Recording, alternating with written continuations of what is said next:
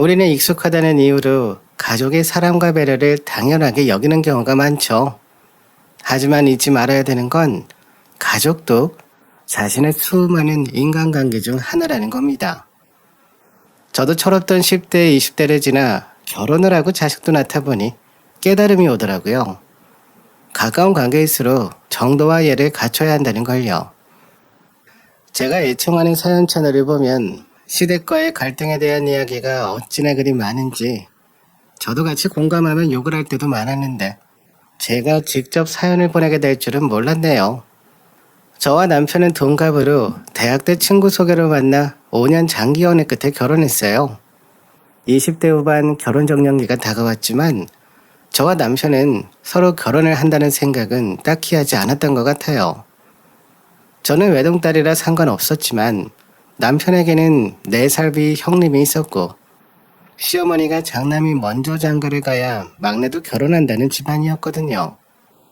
그래서 막연히 시간이 지나 우리가 30대가 되면 결혼을 해볼까 하는 정도였죠. 하지만 그런 생각을 비웃듯 속도 위반으로 아이를 가지게 됐고 20대의 이른 나이에 빠른 결혼을 하게 됐어요. 시댁에 대해 지금도 잊혀지지 않는 기억이 있다면 아마 결혼 허락 받으러 첫인사를 갔던 날이었을 거예요. 태어나 처음 결혼 허락을 받으러 시댁에 갔는데 얼마나 긴장을 했겠어요. 남편을 통해 시어머니가 직설적이고 까다로운 면이 있다는 말을 들어서인지 혹시나 결혼 반대나 부정적인 말을 하시면 어쩌나 하고 걱정하고 있었더랬죠. 근데 웬걸요. 생각보다 시어머니는 저에 대한 질문도 별로 없으시고 제가 외동에 동네 작은 정형외과에서 간호사로 일한다는 정보만 물어보시고는 가타부타 말도 없으셨어요. 시어머니는 어차피 막내 아들놈은 자기 말을 잘 듣지도 않는다며 결혼 반대해봤자 어차피 자기 할 대로 할 녀석이라 누구랑 결혼해도 상관없다 이런 식이더라고요. 남편은 시어머니가 공부해서 의대 가라고 하는 걸 무시하고 자기가 좋아하는 일을 하겠다며 일찍이 독립해 지금 작은 출판사 대표로 일하고 있었거든요. 남편의 그런 점부터가 애초에 싹수가 글렀다면서 시어머니는 결혼도 아이도 너희가 알아서 하라고 하셨어요. 그리고 저는 무엇보다 시어머니가 형제들에 대한 온도 차이가 너무 달라서 놀랬어요. 모르는 사람이 보면 제 남편에게는 계모인가 싶을 정도로요. 시어머니에게 저희 남편은 내놓은 자식이나 마찬가지였고 말끝마다 아주버님과 남편을 비교하더라고요. 남편보다 4살 위의 아주버님은 학창시절부터 공부도 잘하고 임용고시에 한 번에 붙어서 이른 나이에 초등학교 선생님이 됐다고 해요. 유머가 있거나 융통성이 있는 분은 아니었지만 선하고 묵묵한 면이 있고 좋은 분이시더라고요. 제가 겪어서 알게 된 것도 있지만 처음 봤을 때부터 시어머니가 아주버님 칭찬을 어찌나 하시는지 모를래야 모를 수가 없었네요. 이렇듯 시어머니는 유별난 구석이 있는 분이었어요. 지병으로 일찍 돌아가신 시아버지 덕분에 건강 염려증이 심하셨고 가장 유별난 건 바로 시아주버님에 대한 과한 애정이었죠. 제가 남편의 눈치를 볼 정도로 남편보다 아주버님은 너무 귀하시는 게 눈에 보이더라고요. 걱정이 돼서 남편에게 형님과 차별 때문에 마음 상하고 그러지 않냐고 물었을 때 남편은 엄마가 워낙 일평생 그러는 걸 봐서 아무렇지도 않다며 오히려 엄마의 간섭에서 벗어나 행복할 지경이라고 대답하곤 했어요. 그때는 이 남자가 진심으로 그러는 건가 의심이 갔는데 결혼해서 같이 살아보니 이해가 가는 부분이더라고요. 그렇게 제 나이 26살, 남편 나이 29에 결혼을 했고 저희 부부가 아이 가지고 키우는 4년 동안 아주버님은 여전히 결혼도 안 하고 혼자셨어요. 아주버님이 외모나 직업, 성격적으로 하자가 있는 것도 아닌데 왜 결혼을 안 하고 저렇게 혼자 살까 항상 의문이었는데 알고 보니 시어머니가 시아버지 없이 아주버님과 같이 살면서 소개하는 여자들을 족족 쳐내시는 것 때문에 그랬어요. 말로는 우리 장남이 결혼을 빨리 해야 한다고 성하셨지만 아주버님이 안타깝다며 눈에 불을 켜고 방어하셨어요. 아이가 어느 정도 클 때까지 휴직을 하고 육아에 전념하자고 남편과 상의했던 터라 당시 딸이 4살이 되고 어린이집을 가게 되면서 시간적 여유가 있을 때였어요. 여느 저녁과 같이 저는 식사 준비를 하고 있었고 남편이 퇴근을 하고 집에 왔었죠. 웬일로 남편 얼굴에 미소가 가득하고 눈빛이 즐거움에 반짝이고 있더라고요. 필시 좋은 일이 생겼을 때의 얼굴이었어요. 궁금함에 물었더니 남편이 하는 말이 아주버님이 결혼할 사람이 생겼다는 거예요. 교제한 지 반년이 됐고 양가 허락만 남았다고요. 아주버님의 결혼 소식에 저는 남편과 두 팔 벌려가며 기뻐했어요. 시어머님의 차별에도 불구하고 남편과 아주버님은 의좋은 형제였고 대놓고 말하지 못해 그렇지 그간 아주버님 맞성 상대가 마음에 들지 않는다며 시어머니가 수차례 거절해서 저러다 노총각 귀신 되는 거 아닌가 남편과 걱정 많이 했었거든요. 어느덧 아주버님 나이도 36살이었고요.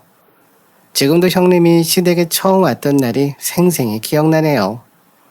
형님은 베이지색 원피스를 입고 첫인사로 왔었는데 아주버님과 같은 교사를 하더니 참 단아하고 고운 분이셨어요. 우리 형섭이한테 말은 많이 들었어요. 옆 학교에서 교사로 근무한다고요? 나이는 2살 연하라고 들었는데 맞나요? 네, 어머님 말씀하신 거 다 맞습니다. 말 낮춰주세요. 저 온다고 식사까지 준비해 주시고 감사드려요. 우리 재수씨가 자기 온다고 전날부터 장보고 고생했어. 내 동생 내외 얘기는 많이 했지. 일찍 결혼해서 조카도 있고 내 동생이 나보다 사실 형 노릇을 많이 해. 너는 별소리를 다 한다. 네가 우리 집 장남이고 기둥이지. 내 아들이라서 하는 게 아니라 네가 직업, 인물, 성격 어느 하나 빠지는 게 없잖니. 어머니도 참 이 사람 인사 왔다고 제 칭찬 너무 많이 하시는 거 아니에요? 그쪽도 알겠지만 나는 형섭이가 아까워서 어떤 여성하고 만난다고 해도 결혼 허락을 안 했어요. 하지만 우리 아들이 그렇게 결혼하고 싶고 사랑한다는데 어쩌겠어요? 들어보니 집안, 재력, 인물, 성품 두루두루 괜찮은 것 같아. 내가 큰 맘 먹고 결혼 허락하는 거예요. 그리고 시집 오면 손주 빨리 가지는 거 잊지 말고요. 34살이라 들었는데 노사니까 걱정이네. 네, 어머님. 저도 빨리 아이 가지고 싶어서 그 부분은 걱정 안 하셔도 돼요. 제가 결혼하면 형섭 씨한테 잘하겠습니다. 엄마, 은비 씨야말로 나한테 아까운 사람이야. 걱정 마세요. 저희 잘 살게요.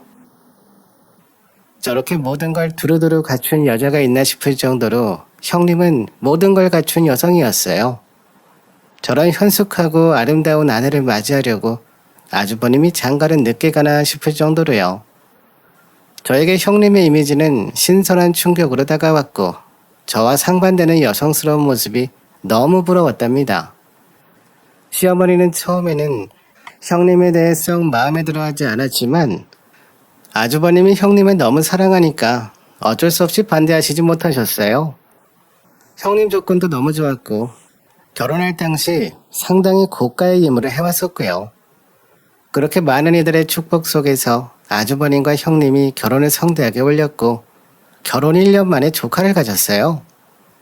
저희 시어머니도 결혼 초반 형님에게 냉대하거나 싫은 티를 내시더니 떡두꺼비 같은 아들을 떡하니 낳고 나니 후에는 그럭저럭 잘해주시더라고요.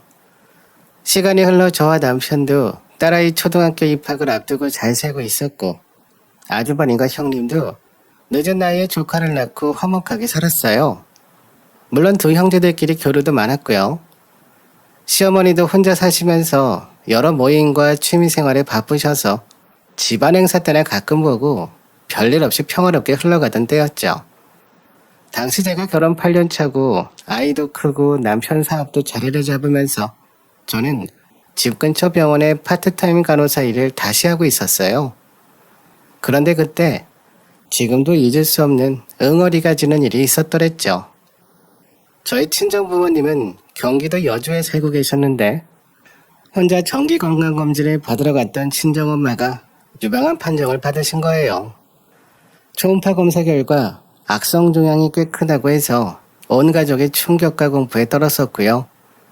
우선 딸아이를 남편에게 맡기고 병원 일도 양해를 구해서 제가 친정엄마 병간호를 전담했더랬죠. 자식이 저밖에 없는 것도 있었지만 병원에 돌아가는 사정을 아는 간호사였기에 병간호는 무조건 제가 해야 한다고 생각했어요. 큰 대학병원 재검사를 하고 바쁘게 오고 가는 동안 남편도 시간이 나면 딸과 함께 친정에 자주 와줘서 큰 문제 없이 간호를 했네요. 대학병원에서 확실한 암 판정을 받고 친정엄마 수술 날짜를 2달 뒤로 잡아두고는 저는 그제야 다시 집으로 돌아갔어요. 가정이 있고 자식이 있다 보니 친정에만 있을 수 없더라고요. 그러다가 시어머니 생신이라 시댁의 가족들이 모여 식사를 하는 자리가 있었어요. 아주버님네와 저희 가족 모두 모였고 며느리 둘이 시댁에 가서 미리 저녁 식사 준비를 했더랬죠. 듣자니 암 싸더니 암 판정 받았다며. 무슨 암인데? 정기검진 받으시다가 유방암 판정 받으셔서 2달 뒤에 대학병원에서 수술 받으실 것 같아요. 아무리 안 싸던 간호가 중요하다지만 그렇다고 1달 가까이 친정에 까있는 게 말이 되니? 네 남편하고 아이는 어떻게 하고? 그렇게 하라고 한 너희 친정 부모님도 대단하시다. 나 같으면 아무리 아파도 자식한테 내 병간호만 하라고 못할 것 같은데 말이야. 각자 가정과 사정이라는 게 있는데 말이야. 아무래도 제가 외동딸이고 간호사를 하다 보니 부모님도 많이 의지하신 것 같아요. 그이가 많이 배려해줘서 친정에 갈 수 있었고 큰 문제는 없었어요. 걱정 안 하셔도 돼요, 어머님. 내가 주변에서 들어보니 유방암은 요새 중병도 아니더라. 수술만 해도 금세 낫는다는데 무슨 유난을 그렇게 떠니. 그나저나 너도 건강 조심해. 원래 딸은 엄마 닮는다고 하잖아. 아무리 그래도 우리 집안에 암 걸리고 하는 꼴 나는 못 본다. 아픈 사람은 너희 시아버지 하나로 충분했어. 엄마도 무슨 말을 그렇게 하세요. 장모님 쾌유하실 거라는 말 한마디만 하시면 되는데 그걸 그렇게 빙빙 돌려 얘기하세요. 이 사람한테 제가 다 괜찮다고 부모님 간호하고 오라고 한 거니까 신경 끄시고요. 도와주지도 않으실 거면서 말을 그렇게 하시는 게 어딨어요. 하여튼 저놈 낳고 내가 몸조리한 거 생각하면 아까워. 내가 못할 소리 했어? 암튼 생일이라고 축하하러 와서 말하는 뻔세하고는. 넌 앞으로 그런 소리 할 거면 집에 오지 마. 이런 처지는 얘기 그만하고 좋은 얘기나 하자. 좋은 날에 즐거운 얘기나 해야지. 우리 장남이 내 생일 선물로 2달 뒤에 일본 여행 보내준다고 하네. 역시 우리 장남밖에 없다니까. 내가 요즘 여행 준비로 신나서 잠이 안 온다니까. 시어머니가 원래 물색 없고 생각나는 대로 말을 하는 사람인 걸 알고는 있었지만 굳이 제 앞에서 친정에 대한 안 좋은 말들을 할 필요가 있었을까 싶네요. 원래 시어머니와 친하고 각별한 사이는 아니었지만 유방암은 암도 아닌데 유난 떤다고 한 소리 하는 시어머니를 보며 그날 상처를 많이 받았고 응어리로 남았어요. 다행히 친정엄마 수술은 잘 마무리되었어요.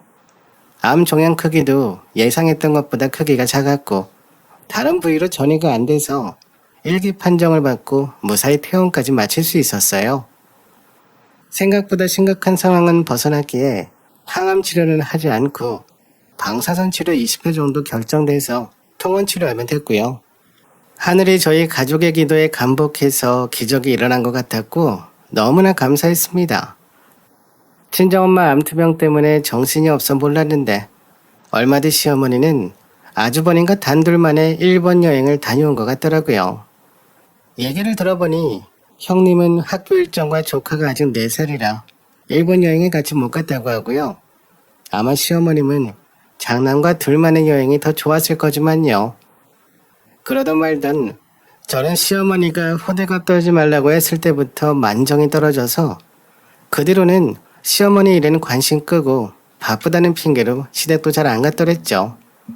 그런데 1년 뒤 사람 일은 한치 앞도 모른다고 하더니 시어머니가 아닌 밤중에 쓰러지셔서 병원에 실려가는 일이 생겼어요. 병명은 뇌졸중이었고요.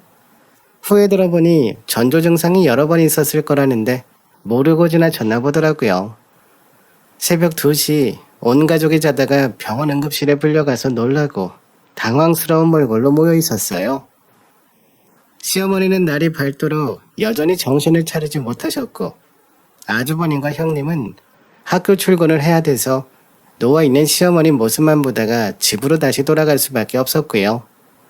제 남편도 출근과 딸 등교 때문에 집으로 가고 저만 병원 응급실을 지키고 있었더랬죠.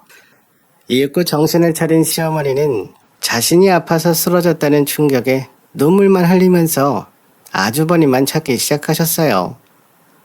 그 모습에 마음은 짠했지만 아주버님은 학교 일이 바빠서 연가도 쓸 수 없었고 주말이나 돼서야 올 수밖에 없다고 말을 한 상황이라 결국 시어머니는 목 놓아 부른 장남 대신 저희 남편을 오라고 부르셨어요. 그러더니 대뜸 제 남편과 저한테 자기 옆에서 병간호를 하라는 식으로 말씀하셨어요. 내가 가만히 생각해보니 첫째는 학교 일 때문에 출근해야 하니 간호가 어렵고 막내 너는 사업하니까 시간 활용이 용이하잖아. 병원에 너희가 좀 있어야겠다. 안 그래도 그럴 생각이었어요. 이 사람 병원 일 다시 시작해서 어렵고 제가 대체적으로 병원에 있을 거예요. 간병인 구해서 저랑 교대 근무하는 걸로 할까 하고요. 간병인은 무슨 남 모르는 사람 손 타는 거 싫다. 둘째는 간호사고 내 옆에 있어야지. 가족 중에 의료인이 있는데 무슨 소리야. 엄마, 손녀딸 학교도 보내야 되고 장모님 아직 통원 치료 중이라 여기 이 사람 여기 있는 거 어려워요. 제 자식인데 누구한테 맡겨요. 저 혼자 할 거예요.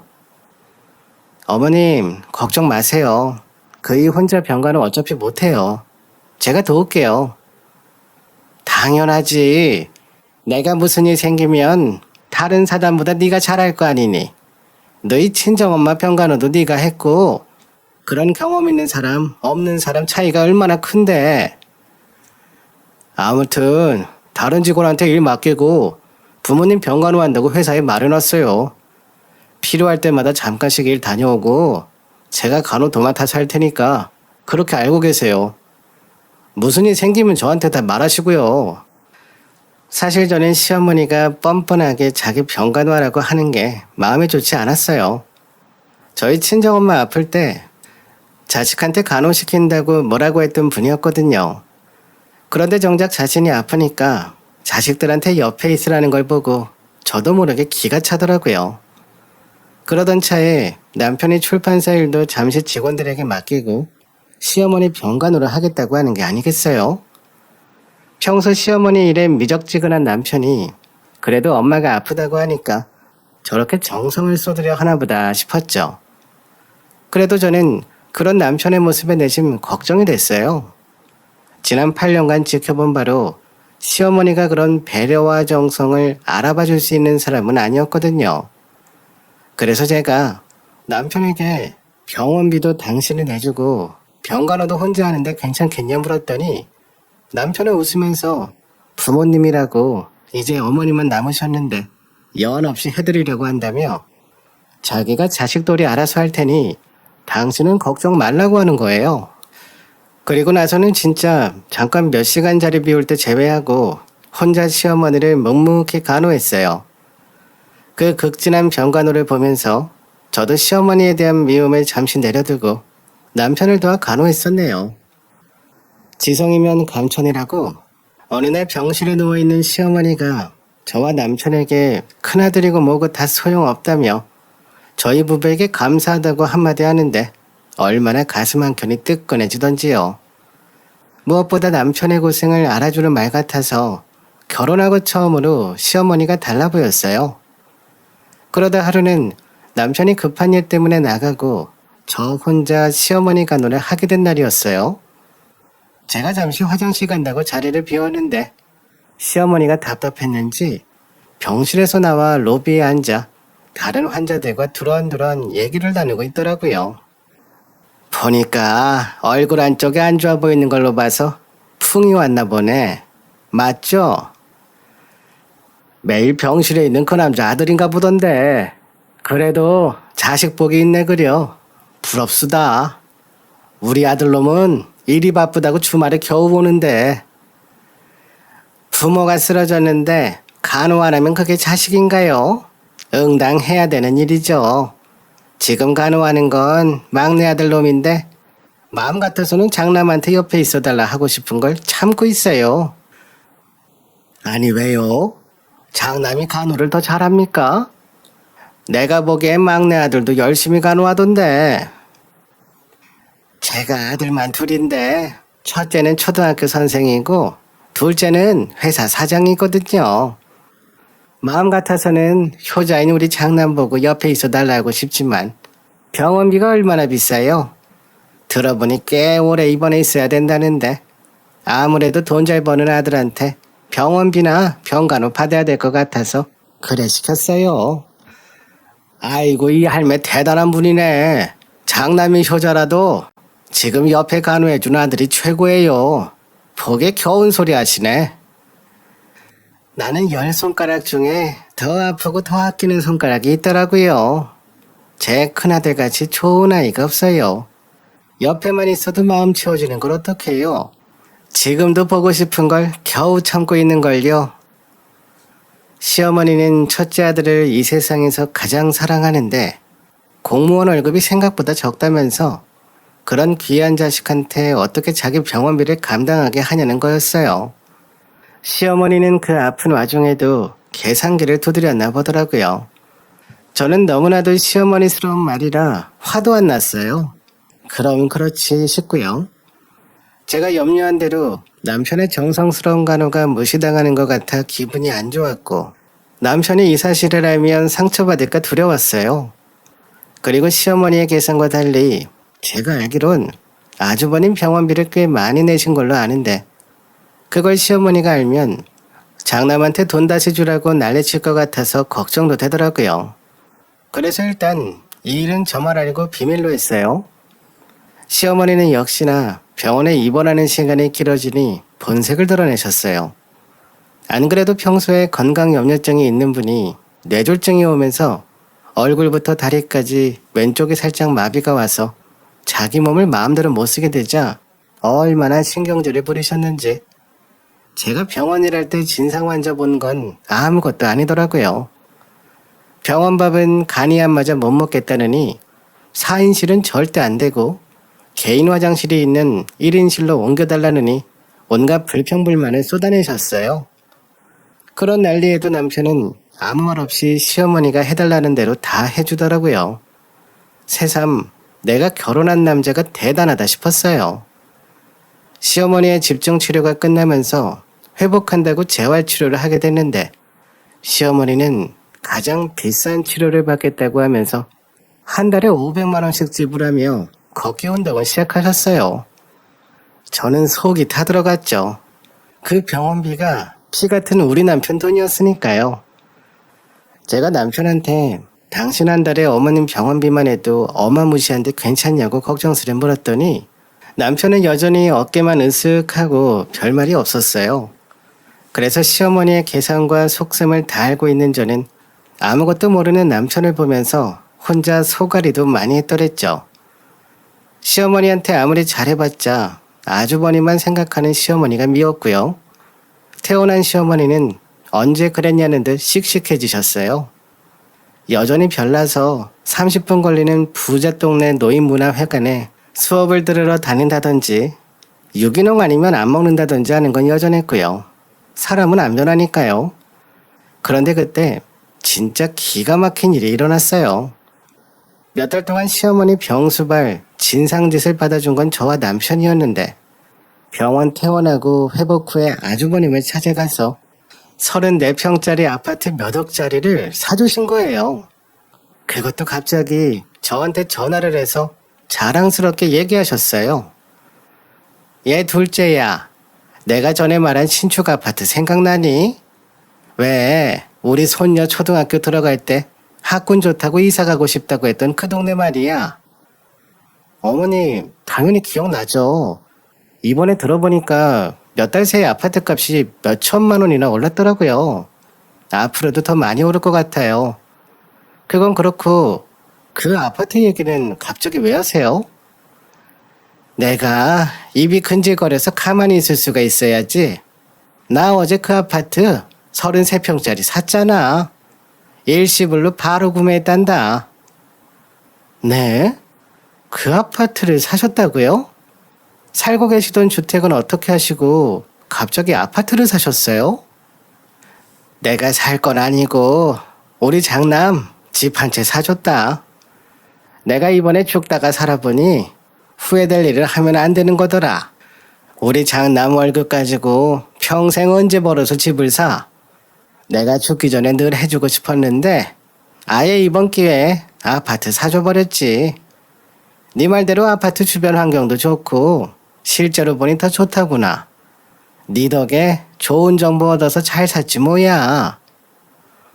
어머님, 아주버님만 집 사주시는 거예요? 저희 남편은요. 어머님 아들 2명인 거 잊지 않으셨죠? 둘째 너도 참 별말을 다 한다. 내가 2명이나 아파트 사줄 형편은 아니지. 그리고 막내는 사업하니까 버는 돈 단위가 다른데 무슨 소리니? 지금 너희 사는 집도 작아잖아. 전세 사는 첫째랑은 천지 차이지. 먹고 사는 것도 괜찮으면서 그런 욕심은 좀 아니다. 얘도 참. 시아버지가 돌아가시면서 받은 유산이 꽤 된다고 들었지만 자기 노후에 쓸 거라고 꽁꽁 싸맸던 돈인데 그걸 큰아들 명의의 집을 사주신 거였어요.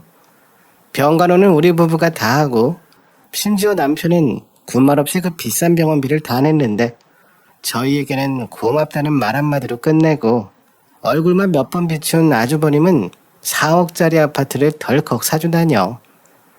제가 기가 막힌 상황에 열이 받아 남편을 불러 이 얘기를 하자 남편이 쿨하게 괜찮다며 새삼스럽다는 반응이었어요. 저는 시어머님의 아주버님의 편에 입이 툭 튀어나올 정도로 맘상에 있었고 시어머니 아주버님을 보고도 인사를 하는 둥 마는 둥 하고 거실 한 켠에 쭈그려 앉아 있었더랬죠. 저는 입맛도 없어서 식사도 깨작거리면서 먹고 후식으로 과일도 먹는 둥 마는 둥 하고 있었는데 가족들 모두 오랜만에 모이는 자리라 그런지 거실에 앉아 그간 못했던 얘기를 나누고 있었는데 대뜸 아주버님이 제 남편에게 미안한 듯 말을 꺼내더군요. 그랬더니 아주버님 앞에서 남편이 크게 박장대소하며 웃으며 말하더라고요. 형진아, 나만 아파트 받아서 어떻게 하냐. 엄마한테 괜찮다고 했는데 워낙 막무가내셔서 미안하다. 형, 그렇게 미안해하면서 말할 거 없어. 난 몇 년 전에 집 샀잖아.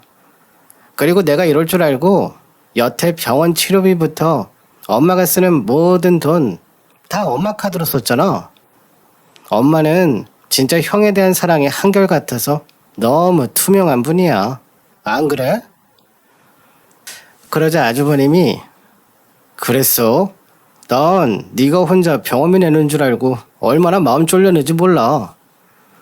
괜찮아. 근데 새 아파트로 이사는 언제 해? 엄마 본가 정리하시고 같이 들어가려면 일정 조율 잘해야겠다. 내가 도울 일 있으면 말해. 그게 무슨 소리야? 엄마가 그 아파트에 같이 사신다고? 그 말을 들은 형님은 사색이 되어 얼굴이 하얗게 질려가고 아주버님은 금시초문을 한 듯 벙찐 표정이었어요. 시어머니는 거실로 오시면서 남편 카드 결제 얘기를 들었는지 개거품을 물고 저희 부부에게 호통을 치셨고요. 너 같은 놈을 자식이라고 뒀냐? 너는 어떻게 내 카드에 함부로 손을 대? 내가 언제 병원비 내 카드로 결제하라고 했어? 제가 사업해도 그렇게 월에 몇백만 원씩 병원비 못 해드려요. 그래서 제가 대리 결제하고 보호자 노릇은 해드렸지 않습니까? 그걸로 자식 노릇 했다고 보는데요. 나는 네가 어떤 녀석인지 아는데 웬일로 고분고분 간호 하나 했어. 진작에 그 속을 알았어야 됐는데 너는 앞으로 내 아들 아니니까 그런 줄 알아. 앞으로 나를 엄마라고 부르지도 마. 네네, 그러시던가요. 형수님, 저희 엄마 잘 부탁드립니다. 제 아내는 이번에 할 만큼 다 했거든요. 이제 형사님도 뭔가 하셔야죠. 집까지 받으셨는데요. 남편은 발악하며 삿대질하는 시어머니, 굳은 얼굴로 바라보는 형님과 아주버님을 뒤로하고 제 손을 잡아 끌고 아주버님 집에서 나왔어요. 그날 집에 들어와서 남편에게 시어머니 카드를 여태 쓴 거냐부터 아주버님네 아파트 사주면서 시어머니가 합가하자고 한 걸 어떻게 알았냐는 등 궁금한 걸 다 물어봤더니 남편이 웃으며 우리 마누라 궁금한 게 참 많다며 대답해줬어요. 원래 시아버지 돌아가시고 나서부터 시어머니가 입버릇처럼 괜찮은 아파트 하나 사서 장남이랑 살아야겠다는 말을 했었대요. 남편에게는 원래 재산은 장자 상속이라며 너는 알아서 네가 자수성가하라고 했었더라고요. 그리고 병원비도 시어머니가 아픈 거니 알부자인 시어머니 지갑에서 나가야 하는 건 당연한 거 아니냐면서 자기는 보호자 역할을 해준 걸로 자식돌이 다 했다고 하더군요. 그러면서 제게 시어머니 병수발 같이 해줘서 고맙다고 했고요. 저 같으면 그런 엄마에게 섭섭할 뻔 했을 텐데 남편은 자존감과 자신감이 높은 사람이라 그런지 전혀 기분 나쁜 티를 안 냈어요. 남편이 마지막에 저한테 하는 말이 시부모님이 아주버님을 낳고 식당할 때 자기 손으로 못 키우고 시어머니 손에 아주버님을 크게 한 게 가장 천추의 한이라 그렇게 집착하시는 거라고 했어요. 그러니 죽기 전까지 아주버님과 같이 살면서 그 한을 풀어야겠지 않겠냐고요. 시어머님은 남편이 자기 카드를 마음대로 병원비로 썼다고 병원에 가서 자기 카드 쓰라고 허락한 적 없는데 결제했다고 환불해달라며 난리치다가 병원에서 끌려 나갔었다고 해요. 종국의 아주버님이 병원비 일부를 냈다는 것도 다 알게 돼서 저희 남편한테 폭언을 하시더니 진짜 절연하셨고요. 몇 달 뒤 형님이 연락이 와서 진짜 아주버님네랑 기어코 합가하셨다는 말을 들었네요. 반년이 1년이 되고 더 시간이 지나가면서 저는 정말 말 그대로 시어머니와 전화, 연락, 만남 등이 아예 없어지고 이게 가족 간의 연을 끊는 거구나를 알게 됐더랬죠. 남편은 가끔 밖에서 아주버님을 만나는 모양인데 다른 별말은 안 하더라고요. 저는 남편이 걱정되긴 했지만 본인이 어쩔 수 없다고 받아들이라는데 뭘 하겠어요. 시어머니와 연을 끊은 지 2년 정도 지났을까 점심시간에 웬일로 형님이 전화가 왔더군요. 한창 일할 시간에 형님이 연락을 해서 무슨 일이 있나 놀라며 전화를 받았더니 저희 집에 잠깐 와도 되냐는 말을 했어요. 그래서 물론이라고 지금 집에 저 혼자 있으니 언제든 오시라고 했죠. 평소 간간히 전화통화는 자주 했던 형님이었지만 얼굴을 본 건 거의 1년 만이었어요. 오랜만에 마주한 형님 얼굴은 반쪽이 돼 있었고 안색이 너무 안 좋아 보였어요. 형님은 학교를 조퇴하고 저희 집에 와서는 저를 보자마자 눈물을 왈칵 쏟아내더라고요. 동서, 나 사실 얼마 전에 이혼 전문 변호사 만나고 왔어. 이혼하려고. 애 아빠한테 말은 꺼냈는데 안 된다고 말만 듣고 확실하진 않지만 나는 이혼하려고. 도저히 이렇게는 못 살겠어. 형님, 갑자기 이혼이라뇨. 얼마 전에 저랑 전화했을 때는 그런 말 없으셨잖아요. 우리 아들 이제 5살이라 이혼만큼은 끝까지 참아보려고 했는데 도저히 시어머니 때문에 안 되겠어. 내가 웬만하면 참으려 했는데 그 신경질 잔소리 도저히 못 참겠더라. 이렇게 계속 참고 살다가는 내가 제명에 못 죽을 것 같아. 어머니 때문에요? 그 말을 들으니 제가 뭐라 할 말이 없네요. 어머님이 형님 많이 괴롭히셨군요. 저는 형님이 따로 별 말씀 없으셔서 괜찮은가 보다 했는데 아니었군요. 나도 어머님이 남편 워낙에 귀해한다는 건 진작에 알고 있었지만 막상 같이 살고 보니 도가 지나치시더라. 모든 걸 그이한테 맞춰서 하라고 강요하시고 나랑 내 아들은 완전 찬밥 신세. 따로 나가 살아야 될 판이야. 남편한테도 말해도 잠시 달라질 뿐이고 지난 2년간 너무 시달려서 모든 걸 다 포기하고 싶어. 정말이야. 저야 간호사 하면서 이런저런 인간 말종 환자들을 다 봐와서 단련이 됐고 시어머니 유난히 견딜 수 있다고 해도 형님은 너무 온실 속의 화초 같은 사람이었거든요.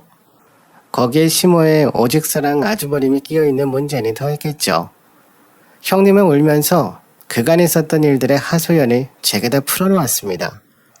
제가 들어도 코가 막히고 기가 막힌 일들의 연속이었더라고요. 안방을 어머님이 쓰시고 아주버님하고 함께 주무실 때도 있다고 하길래 제정신이 아니구나. 저건 아주버님도 문제가 있구나 싶었습니다. 형님이 저희 집에 와서 눈물 흘리며 이혼하겠다고 말하고 몇 달이 지났을까. 진짜 형님과 아주버님은 이혼을 하셨어요. 저와 남편이 둘의 이혼을 백방으로 막으려 했지만 끝내 안 되더라고요. 기어코 형님은 조카 양육권을 가지고 이혼을 했습니다.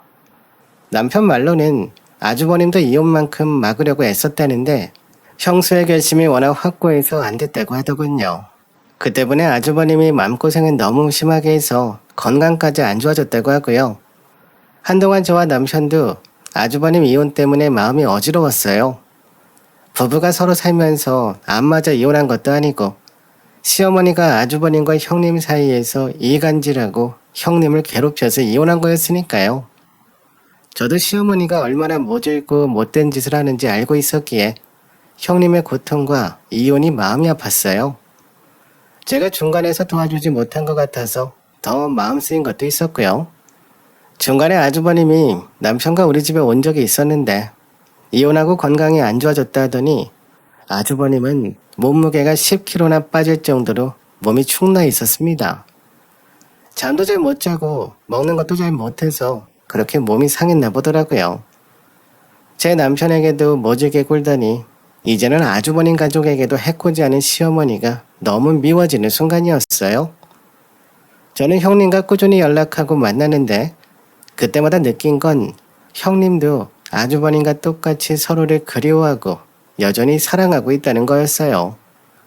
말 그대로 시어머니만 없으면 그들은 너무나 인고 부부고 애정이 깊은 사이였거든요. 그래서 일부러 형님과 만나는 자리에 아주버님도 함께 부른다든지 제 딸아이와 조카를 같이 놀게 하면서 형님과 아주버님을 같이 만나게 한다든지 하는 일들을 자주 만들었더랬죠. 처음에야 어색해하던 형님과 아주버님도 얼굴을 자주 보자 자연스레 다시 관계 회복이 이루어졌고요. 그리고 말 못하는 형님을 대신해 제가 총대 메고 아주버님에게 시어머니가 형님에게 그간 했던 시집살이와 괴롭힘을 생생하게 전달했어요. 재수씨, 지금 그 말은 저희 엄마가 아내한테 쌍욕까지 하고 괴롭혔다는 말이에요? 아무리 그래도 저희 엄마가 유별나시긴 해도 그 정도 막장은 아니에요. 뭘 잘못 알고 전달하신 거 아닌가요? 아주버님, 저도 이런 일들이 다 거짓이었으면 좋겠어요. 형님 말로는 어머님이 형님과 단둘이 있을 때 더 괴롭히셨다고 했어요. 2년이 되니까 더는 못 참겠다고 이혼한다 하셨고요. 아니 그럼 집사람이 진작에 그런 사실을 저한테 말했으면 됐잖아요. 왜 저한테는 말도 않고 이혼까지 생각한 건지 이해가 안 되네요. 아주버님은 아들이니까요. 자기 친엄마가 그렇다는 걸 누가 인정하고 싶겠어요. 평소에 몇 번이고 말하려 했지만 아주버님이 머리 아프다고 듣지도 않고 다 피하셨다면서요. 그러니 형님도 중간에서 속만 타들어갔죠. 어떻게 일이 이 지경까지 됐는지 모르겠네요. 너무 혼란스러워요. 어머니가 집사람을 그렇게 괴롭혔다는 게. 아주버님은 제 얘기를 듣고 급기야 눈물까지 흘리더라고요. 자기 엄마와 아내 중간에서 잘못해서 일이 이렇게 됐다고 자책하면서요.